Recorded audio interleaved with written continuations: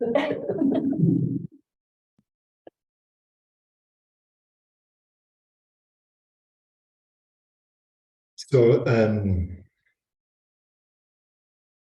thank you again. And thank you to Nanzen Sensei, my, my friend, my Dharma sister, my mentor. So good to be here. And you guys have been playing host a little bit, and it's really warm and really special. I'm really happy to be here.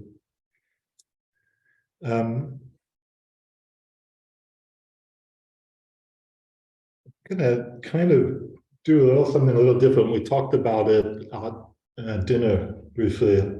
The idea that some of you may have some questions. I have some questions, and if you like, maybe you have a question already and you'd like to tell me, or there's something you're practicing with right now, and you'd like to tell me about that. And I can maybe try and keep that in mind and maybe kind of weave it in to what I'm talking about. Does anybody have anything that they're practicing with, that they're considering? Any questions? Carla? I'm practicing with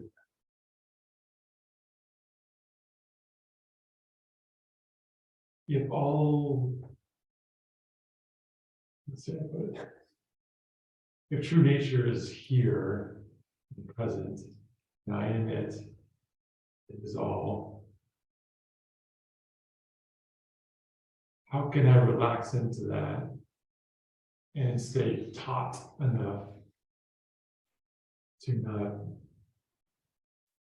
get lost in the fog? Thank you.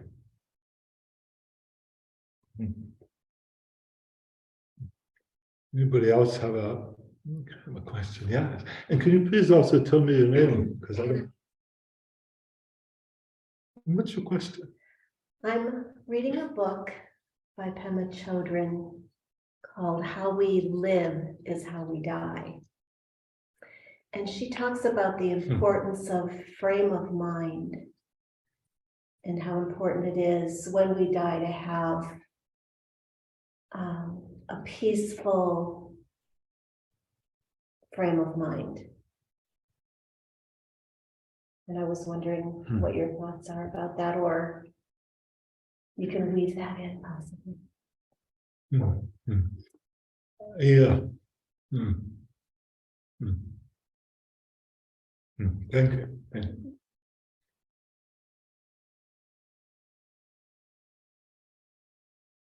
Anyone else? Anybody else have something?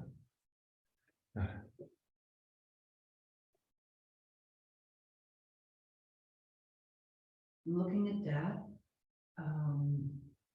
in very practical ways, the actual arrangements, of death and dying, burial, or cremation, those kinds of questions necessary now with my husband, and so making plans.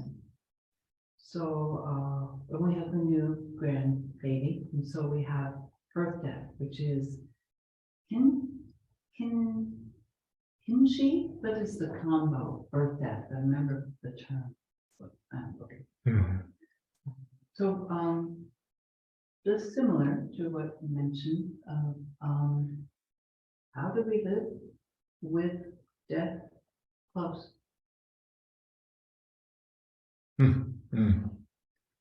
Yeah.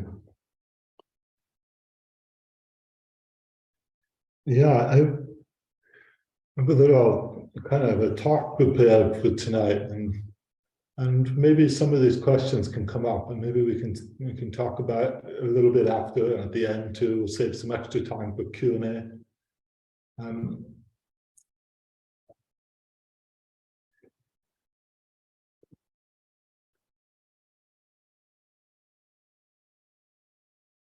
And this is actually a talk that you've heard,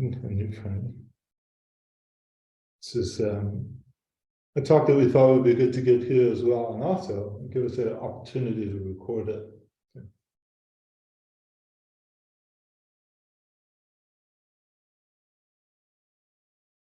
So I'd like to tell you a story. In China, in the beginning of the golden age of Zen, so we're talking about sometime in the 700s, there's a monk named Baso Doitsu.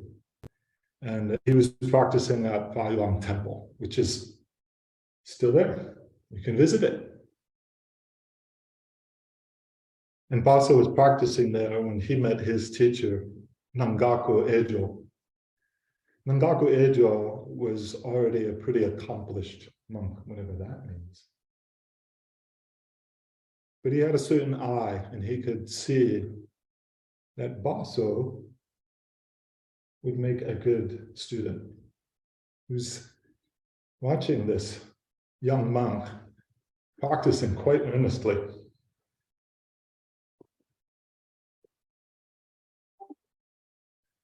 And one day outside of the Zendo, I pictured maybe sitting in a courtyard like this. Master Ejo walks by and he sees Baso sitting really strong. And he says, "Venerable monk, what are you trying to accomplish by sitting zazen?" Right? What a question. What are you trying to accomplish by sitting zazen? And Baso said, "I aim to become a Buddha." So Master Ejo picked up a roofing tile from the ground in the courtyard and he started to polish it. This is while Baso looks on. You can picture him almost like sitting, this young man sitting really strong zazen, and like this little play is being kind of enacted for him. And finally, Baso says, "Why are you polishing a roof tile?" Master Ejo said, "I'm polishing it to make it a mirror. Make it a mirror." And Baso said, "You can't turn a roof tile into a mirror by polishing it." And Master Ejo said, "Just as polishing a roofing tile won't ever make it a mirror, sitting zazen won't make you a Buddha." Wow, okay, there's that. But what's really interesting is when I was looking at this story, most people kind of stop there. It's the end of that. But there's a few more lines to this case. And it goes on and it says, Master Ejo says, "Just as polishing a roofing tile won't ever make it a mirror, sitting zazen won't make you a Buddha." And Baso then asks, "How should I proceed then?" Right? Master Ejo said, "If you hitch an ox to a cart and the cart doesn't move, do you whip the cart or the ox?" And it said, at this, Baso was struck wordless. So Baso clearly understands that polishing a roofing tile will never make it a mirror. But he still is operating under this kind of idea that this false belief that he can kind of grind himself into a Buddha. He's going to work it all out on the cushion like that. And while we can admire his energy and his focus, like we need strong practice, it's obvious that he's missing the mark.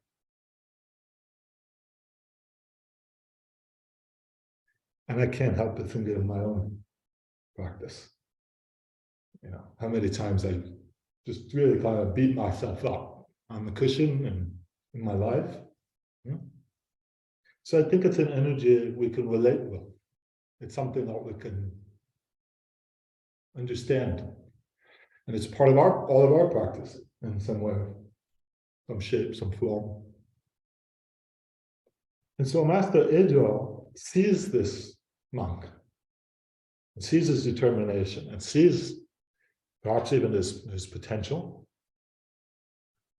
And he felt maybe, hey, hey, this would be a shame to let all that energy and potential kind of go to waste, get all screwed up on a cushion like that.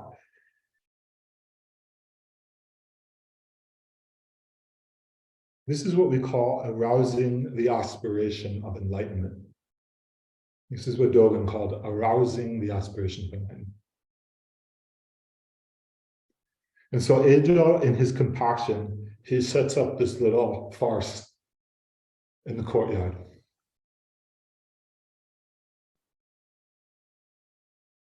And he's like, hey, you're lost in the weeds. Oh, look, some discarded broken thing. Oh, it's like very natural. I'm just going to sit here. I'm going to rub it with my sleeve for a while. And I'm going to see if this monk can pick up the trail again. Just leaving little breadcrumbs. And perhaps sensing the strong resolve, the strong practice in this younger monk. Baso Doitsu. Baso is usually called by his original Chinese name. He's a Chinese monk. He's known as Master of Ma, Great Master Ma, or Mazu. But this was before he was Master Ma. As a matter of fact, it's really interesting, is because Master Ejo was his preceptor. He's the one that was his main teacher. And it seems that maybe this koan, this little teaching story, is about their first time meeting. It was really nice. I would love to have our words written on the first time we glanced off each other. And so his name, Baso Doitsu, is translates roughly to, his Dharma name translates roughly to ancestor horse, one path. So I picture this strong energy, this horse, this strong steed, that clarity in that direction.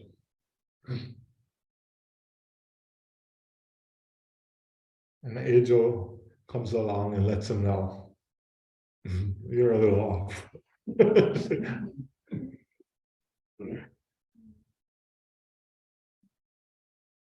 So how's his aim off?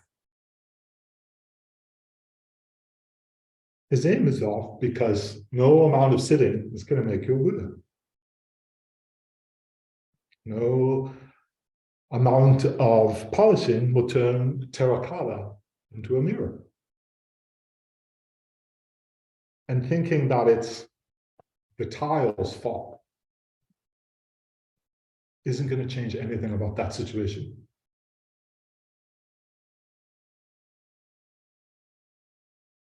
But if that's what you need to do, then go ahead, polish. Polish to your heart's content. It's okay. But if you come, Santa Barbara Zen Center, or you join us at Chukoji, and you say, I'm going to sit 1,000 session, I'm not going to miss a period of Zazen in the next 10 years, I'm going to, okay. And you still don't become a Buddha? Blaming yourself isn't going to change anything about that situation either. I think we all somehow start with this idea that Zazen practice leads to Buddhahood, or leads to enlightenment, or leads to the cessation of suffering, or whatever you want to call it. Maybe it's the end of my suffering is just a few more of these butt-busting, knee-breaking sessions away. Like maybe it's just over the horizon, A few more of these sleep-deprived circuses we put ourselves through. But Zazen doesn't lead to awakening. Zazen is the expression of our awakening.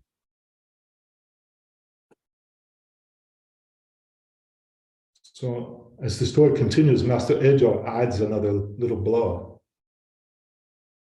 What compassion?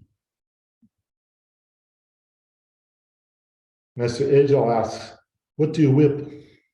The cart or the ox? If you new guy, if you hitch your ox to a cart and it doesn't go, you whip the cart, nothing happens, right? If you hitch your ox to a rooftop, if you hitch your ox to Master Ejo, if you hitch your ox to that huge, beautiful tree outside the Santa Barbara Amtrak station, if you hitch your ox to Buddhahood, what happens?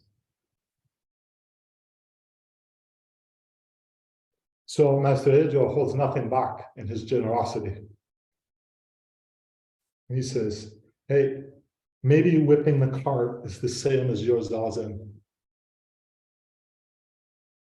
He's saying, it's your mind. It's the ox, it's not the cart. Besides, you can't use zazen like that. You can't use zazen. You can't use zazen. Zazen can use zazen. So get out of the way. Let zazen sit zazen.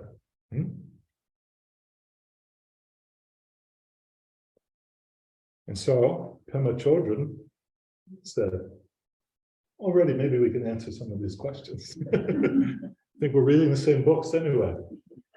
Pema Chodron said, meditation practice isn't about trying to throw ourselves away and become something better.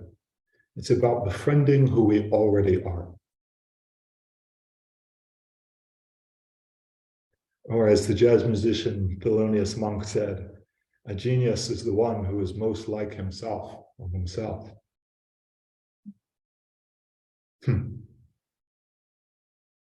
So if you're sitting there and you're thinking, okay, well then whip the ox. Right? That's what you're saying, right? Whip the ox. Well, what you're expressing with whip the ox is actually just our habit of separating, the whole source of our suffering. It just further perpetuates the dualism and is not the point of the story. For the point of the story, we have to look with a different eye. We have to look the way that Master Ejo looked at young Master Ma, at little Baso. Said, And so by leaning in to that perceived separateness like that, it's not taking you any nearer to that which you seek. And by the way, don't seek. Trust it. Trust it instead. Trust it because as the ox moves, so does the cart. It's practice enlightenment. It's practice enlightenment. It's ox and cart. Just like how the ox and cart moves, so does our body, mind. Just like how the ox is well suited for this work, and the cart was made for this, so too is your body made to sit zazen. And so too is our mind made for awakening. And your zazen is one of the functions of your awakening. It's not a product. It's your enlightenment already, if you will. Buddha's already here. It's already here. And by sitting to attain that awakening, to attain the Buddha, you're just in the courtyard.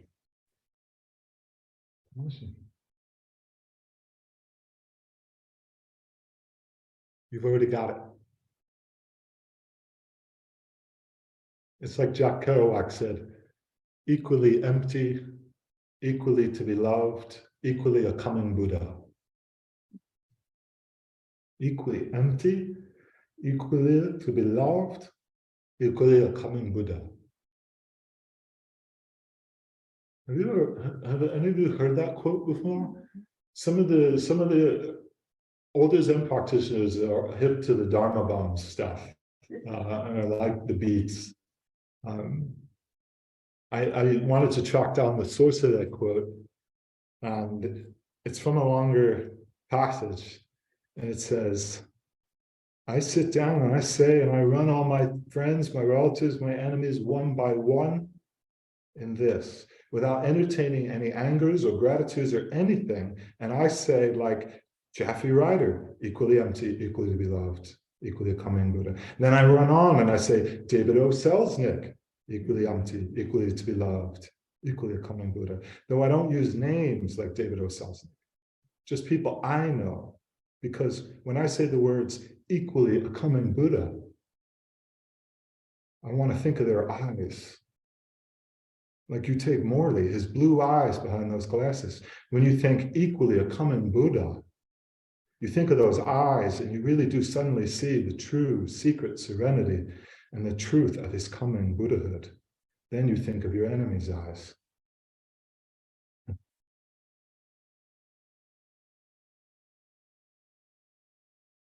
So if you're focusing on becoming a Buddha, what happens? You miss the Buddha where you are. You miss the Buddhas all around you. I was getting on the train, the Amtrak train, to come down from San Jose, from Jikoji, to come down here. And I very nearly missed my train. You're in a strange city, a strange town. Don't know where you are, don't know what you're doing. Trying to make sense of the one working board. What does that say? Which way is track 11? There's only 4 tracks. How does that make sense? You know, it's just like all of this stuff. And I'm lost. I'm in the weeds.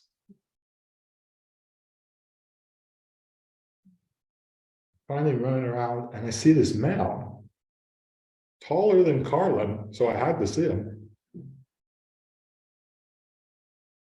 And everybody's bringing him tickets. I said, oh no, you go over there, you line up here, you do this, you do this, you do this.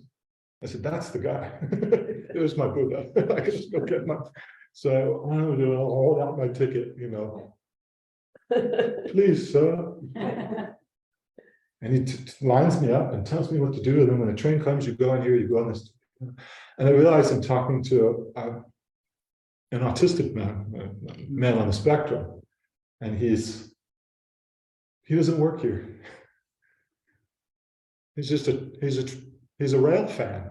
He's a train fan. And so he's just helping. And so he's helping and he's giving me all the information I need. And then you're going to go left, and then you're going to do this, and then you go on. And then you go up the stairs, and you sit up on top. You want to sit on the left side of the train so you can see the water. You want to, all this thing. And then he goes, excuse me, you can't smoke here. And he runs off to go do something else. Okay? And it's just like, it's all here. It's all here. You know? Equally empty, equally to be loved, equally a common Buddha.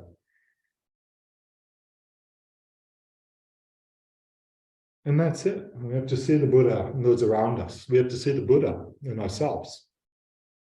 Or at least to see the equally empty part, the equally to be loved part. And as soon as you create this posture, there it is. As soon as you create it, the Buddha has been revealed. Yeah. Lara Buddha, Karlan Buddha, the Tova Buddha, Nenzan Buddha, Michael Buddha, New Guy Buddha.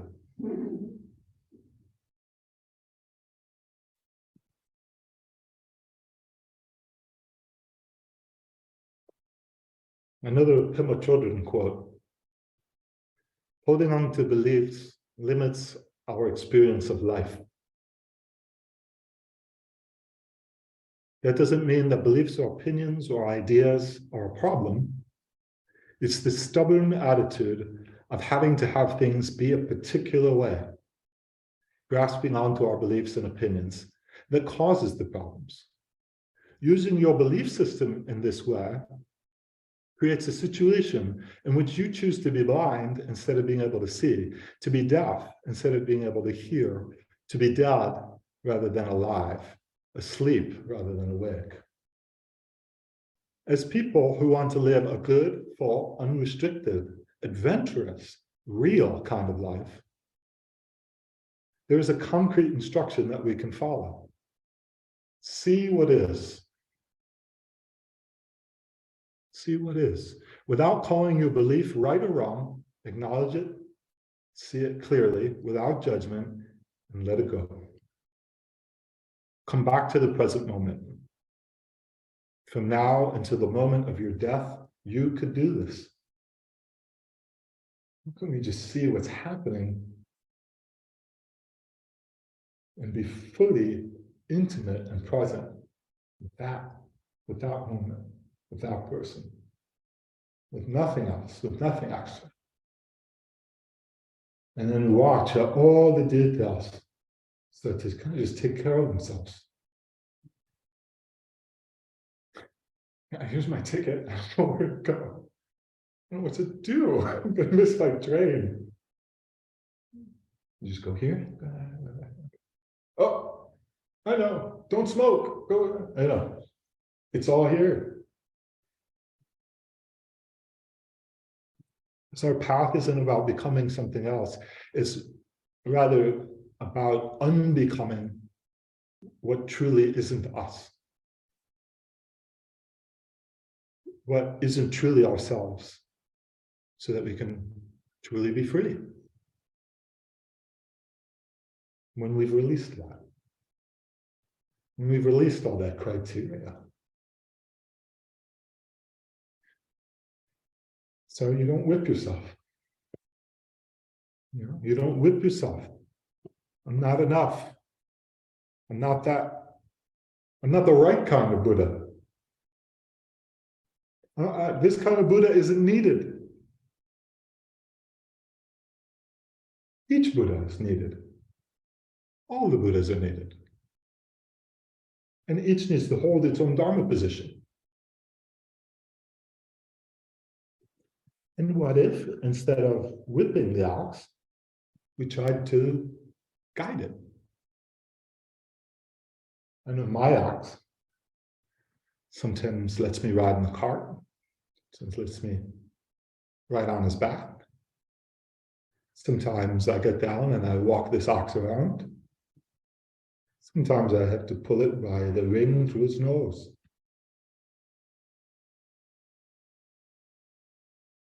What a friend have on this path, this ox. Huh?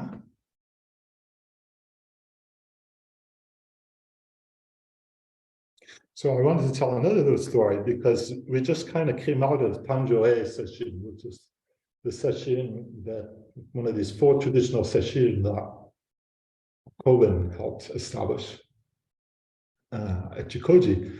And Tanjo-e, Tanjo means birthday. So this is Buddha's birthday session. A big birthday party. And we culminated with this Buddha's birthday celebration, I guess, a couple of weeks ago. And, we offered flowers and we ladled sweet tea over the Buddha statue. And it was just a very tender, lovely little ceremony. And every year around this kind of Tanjo time, I read a lot of Jataka tales, which are the tales of Buddha before he was Buddha, the tales of the path lives of Buddha. And there's some of them are really, like one of them, once the Buddha was a monkey. That's actually the name of one of the Jataka tale books, one of the modern translations. Once the Buddha was a monkey. So I'll read you this story, and it says, once upon a time in Gandhara, in an old kingdom in what is today northern India and Pakistan, there was a place called Takasila. In that place, the Enlightenment being was born as a calf. He was an excellent and strong calf, and he was bought by a wealthy landowner who became very fond of this gentle and noble ox, and he named him Delightful. It was a very special, it was a very good name. Named him Delightful, and he took excellent care of him. He gave him only the best feed, gave him a lovely place to live. And when Delightful grew into a big, strong ox, he thought, this generous man has given me everything an animal could want: good care, plenty of food, water, and because of this, I'm incredibly strong, and I can pull the heaviest loads. I would like to repay my master by using my strength to benefit him. And so one day, Delightful said to his master, find a wealthy merchant. I love this, it's got a talking ox. This is great. So Delightful said to his master, find a wealthy merchant in town who has the strongest oxen and challenge him, saying, your ox can pull 100 carts.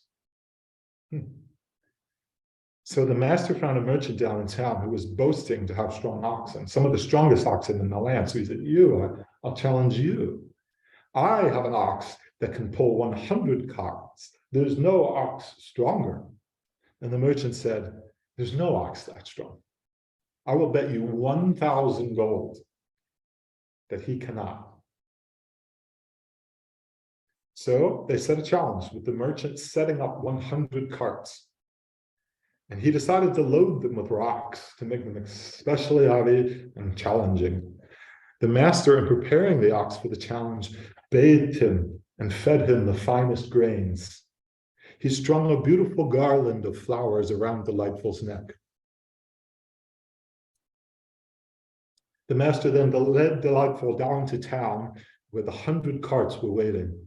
Seeing the merchant and the assembled crowd, the master couldn't resist, making himself seem important. So he yoked the ox and started to whip at Delightful. Pull, you dumb beast, pull! I, your master, command you, he said while whipping the air above the ox. Delightful thought, this challenge was my idea, and I have never even disobeyed my master, yet how he beats me and insults me. So Delightful stayed in place. He wouldn't budge, and the master lost the challenge and the 1,000 gold coins. But more than that, it was the blow to his pride. He went home sulking. Back home, Delightful grazed peacefully, and the master, distraught, said, Delightful, how could you do this to me? And now you're grazing so peacefully after I was so badly embarrassed in town. Delightful said, you call me a dumb animal and insult me in front of everyone. In my whole life, have I ever stepped on you or broken anything? No. Made a mess where I shouldn't? No. I behaved like a dumb animal. No, Delightful. No, you haven't, my beloved pet. He said, then why crack the whip above my head? Why call me dumb? The master acquiesced, and so Delightful said, find the merchant, challenge him again. And this time, 2,000 gold coins. And again, they found the merchant, and of course he accepted, thinking, easy money. And so the master bathed and fed Delightful and brought him to town in front of the assembled 100 carts. And this time, the master gave up the whip, picked up a lotus blossom, and touched it to the forehead of Delightful.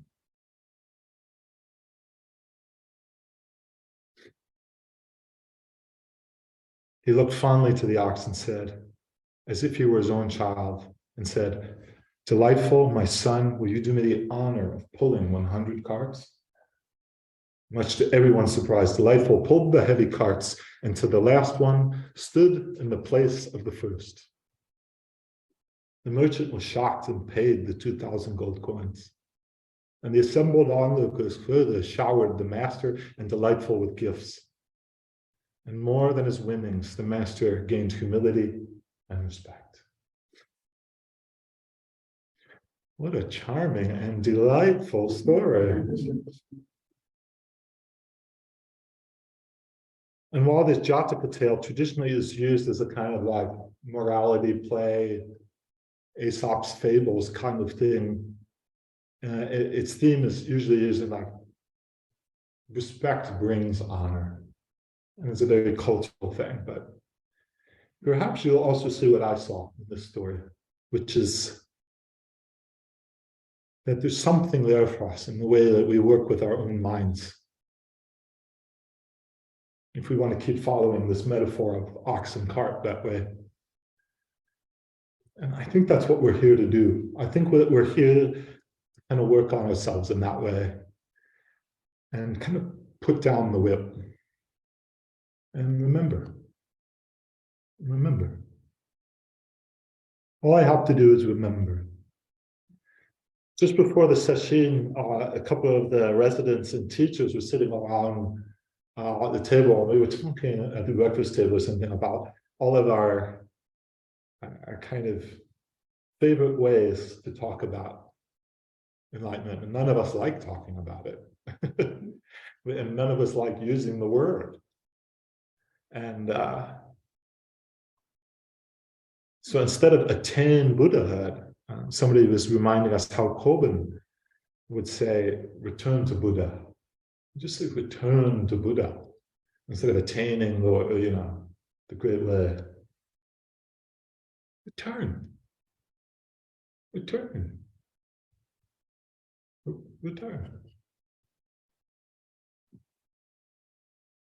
And Pamela Sensei said, recollect. To recollect, to recollect our Buddhahood.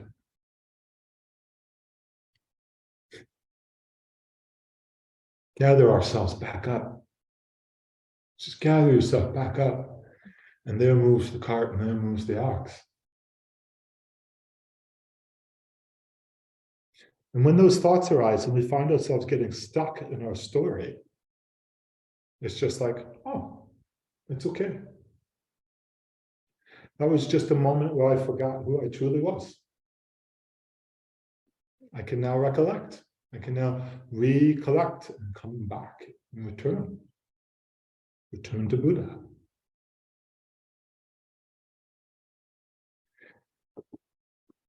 So I'm really looking forward to practicing with it and returning to Buddha and recollecting our Buddhahood. And so on I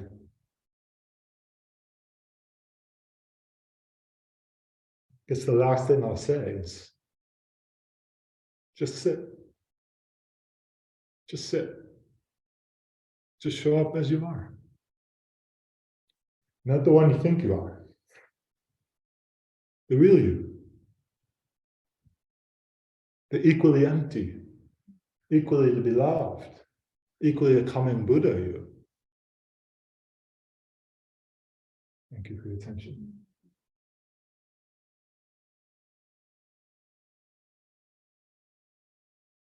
So we have a little time for some more questions. Sensei? Yeah. Thinking about the light bulb. Can you say that again? I'm thinking about Thinking about, the light bulb. yeah. I think she's thinking about the light bulb. Just the light bulb? Yeah. Just the light bulb? It's the light. It's That's the the light bulb. Yeah.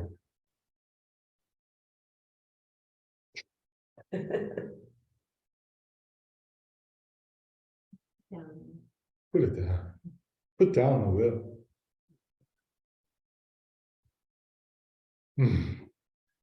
It's the acquiescent mind that realizes itself, as we say. It's surely something I could buy, or I could change, Lop off. That would do it. Yeah. I ran around and I tried all those things. That's all that sensei means, in Japanese. It means one who's gone before. I've made those mistakes. Listen to me.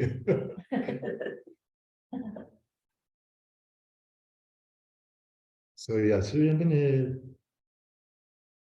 questions or comments?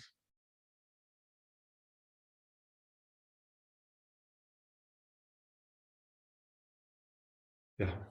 I'm just trying to think of what acquiescent means. I need a definition. Mm. Mm. You said acquiescent mind.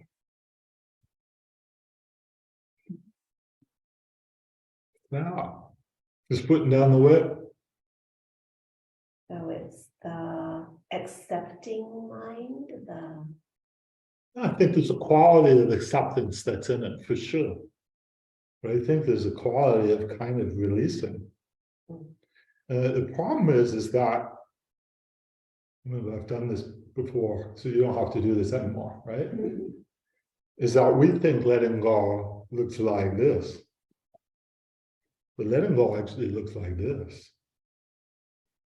There's still doubt, there's still pain, there's still confusion. Sometimes it goes. And sometimes it comes. Not doing this anymore.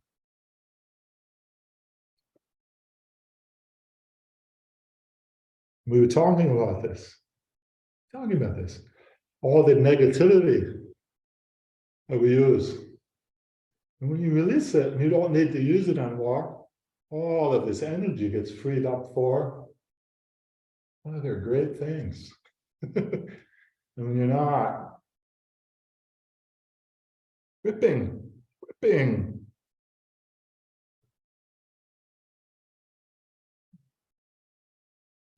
it's a little bit easier. It's a little bit easier.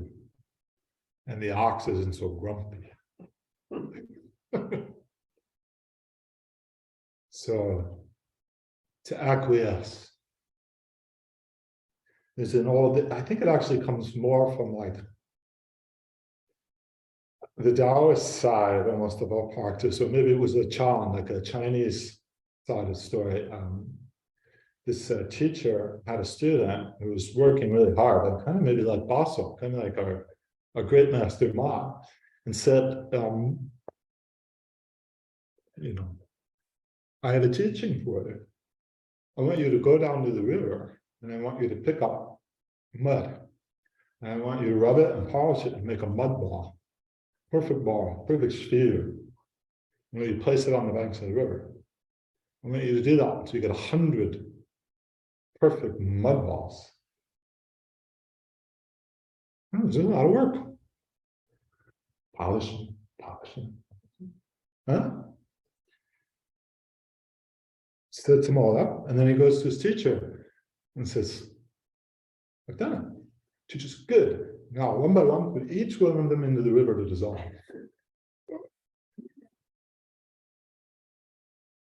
That's not this. That's not this.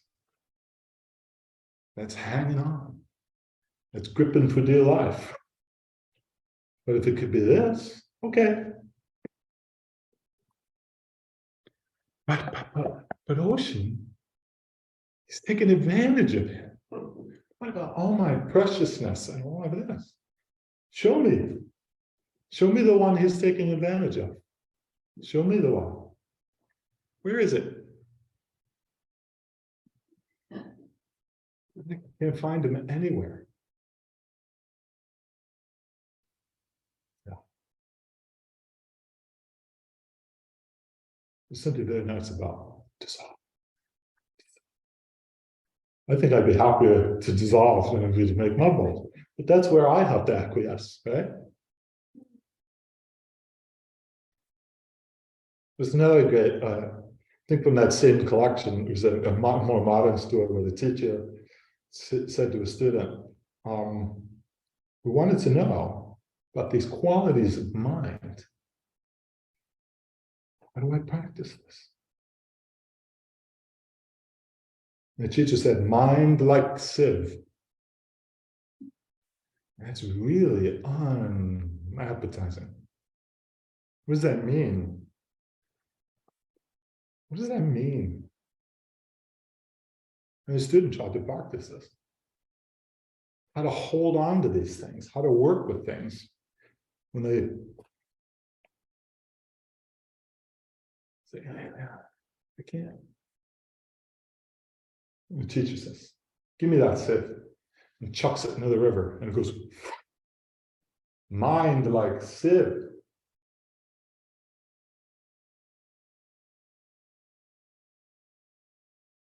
Dissolve, dissolve. It's the same story.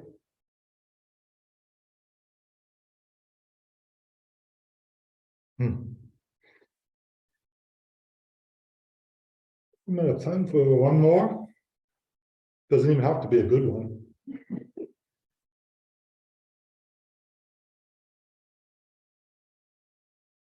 Oh, there's somebody wrote something in the chat.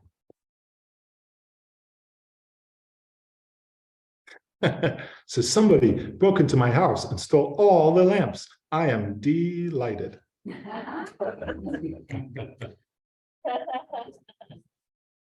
It's cute.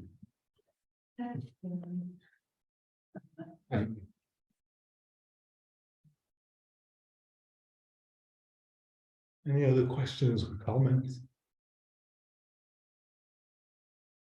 That was all perfectly clear to all of you?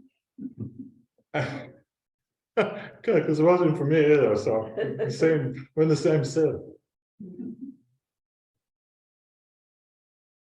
I think sometimes we have to learn to look with a different eye. I think maybe it's around here somewhere.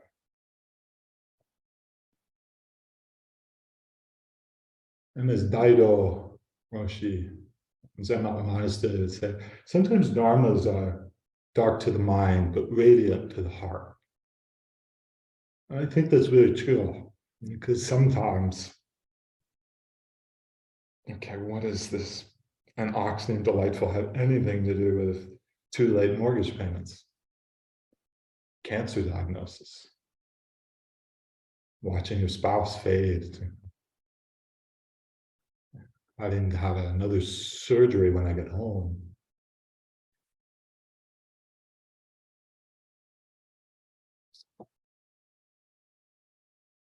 The middle first. Got to find balance to let go sometimes. If you can do that, it's yeah.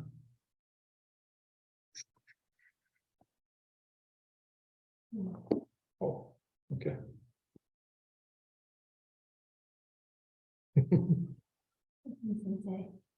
I really appreciate looking with another eye, this expression. I've heard it before, but somehow when I hear it from you, it's new.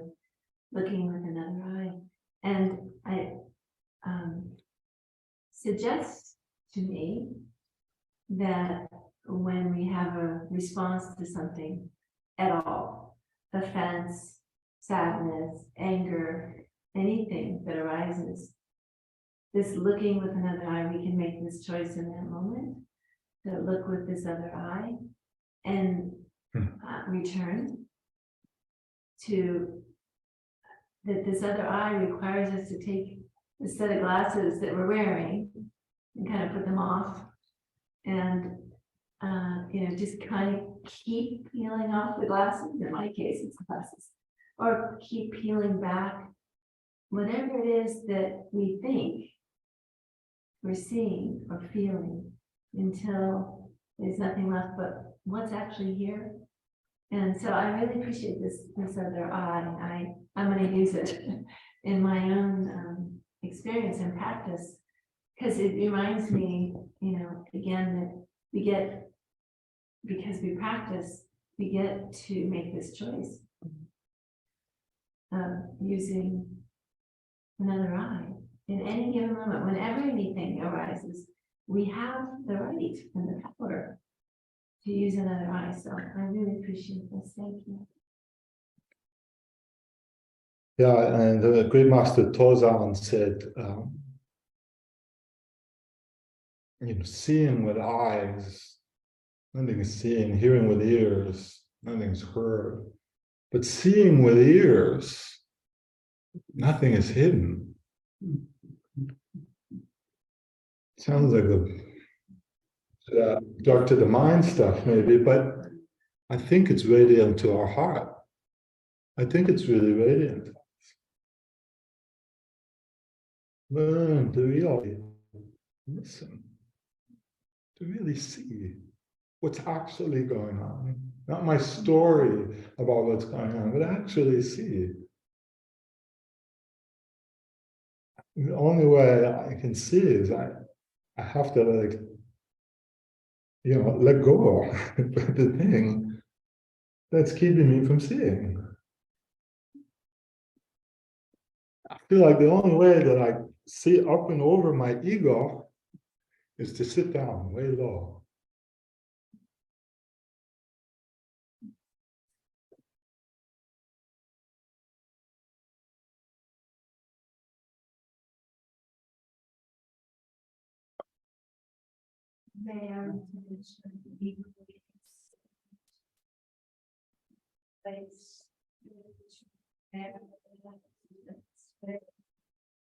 Being started with this, I didn't want to see them.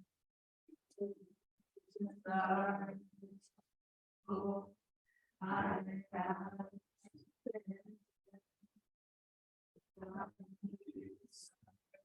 boundless. I did not to. Oh, they're different. The Buddha like sun surpassed the world.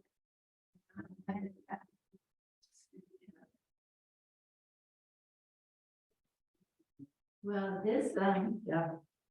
Ocean and I started in